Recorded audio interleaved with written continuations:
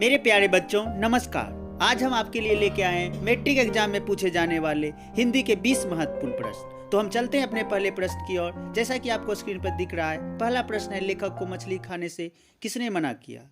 हाँ बच्चों, लेखक को मछली खाने से किसने मना किया?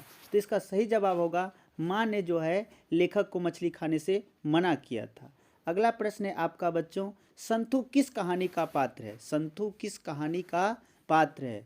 तो संतु जो है आपका मछली कहानी का पात्र है। इसका सही ऑप्शन सी होगा। अगला प्रश्न है आपके स्क्रीन पर, यतीन्द्र मिश्रा का जन्म कब हुआ? यतीन्द्र मिश्रा का जन्म कब हुआ? 1977, 1980, 1999, 1916।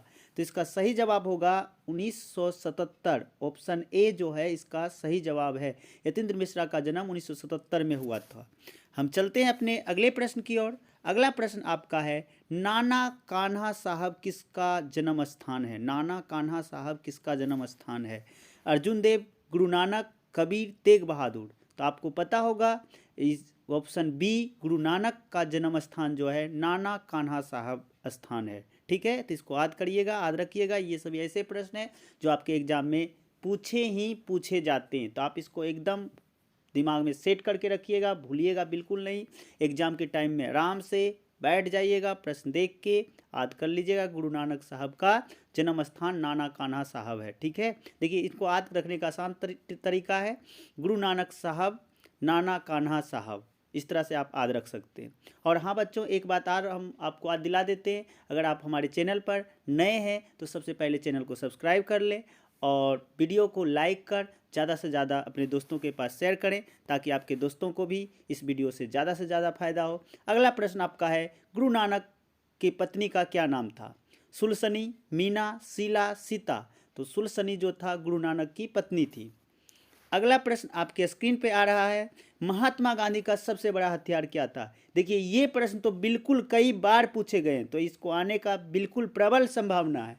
तो ऐसे में आप भूलिएगा नहीं, सत्य और अहिंसा गांधी जी का सबसे बड़ा हथियार था, यानी ऑप्शन ए इसका सही जवाब है। अगला प्रश्न है आपका, कवि चित्तचोर किसे कहा है? कवि साहेब जो है चित्तचोर किसे कहे थे? तो देखिए माखन चोर चित्तचोर कौन है? कृष्ण को, यानी ऑप्शन ए जो है कृष्ण को जो है कवि चित्तचोर कहे हैं।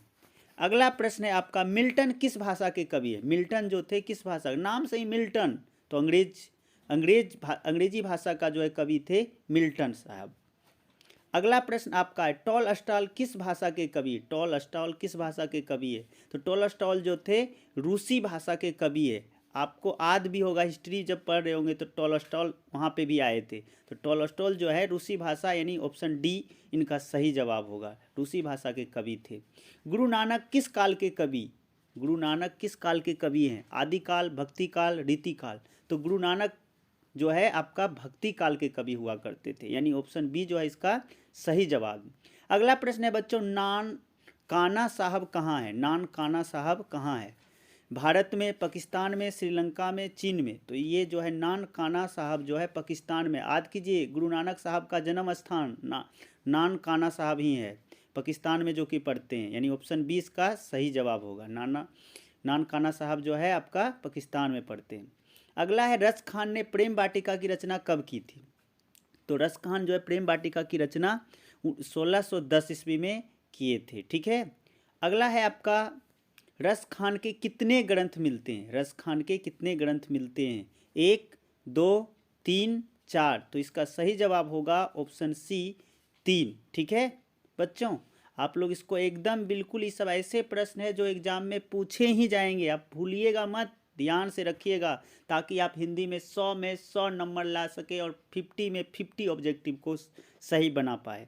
अगला प्रश्न है, कवि ने परजनय किसे कहा है? कवि ने परजनय किसे कहा है? कृष्ण को, सुजान को, बादल को। तो बादल को जो है कवि ने परजनय कहे हैं। ठीक है, अगला प्रश्न है, प्रेमधन का निर्धन कब हुआ?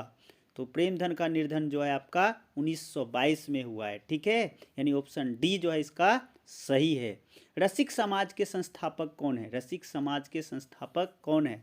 तो प्रेमधन जो है रसिक समाज के संस्थापक हैं, यानी ऑप्शन बी जो है इसका सही है। अगला प्रश्न है बच्चों, सुमित्रानंदन पंत का जन्म कब हुआ? सुमित्रानंदन पंत का जन्म जो है आपका 1900 में हुआ है। ठीक है, इसको याद रखिएगा। ऑप्शन ए जो है 1900 में ये सुमित्रानंदन पंत जी का जन्म हुआ है।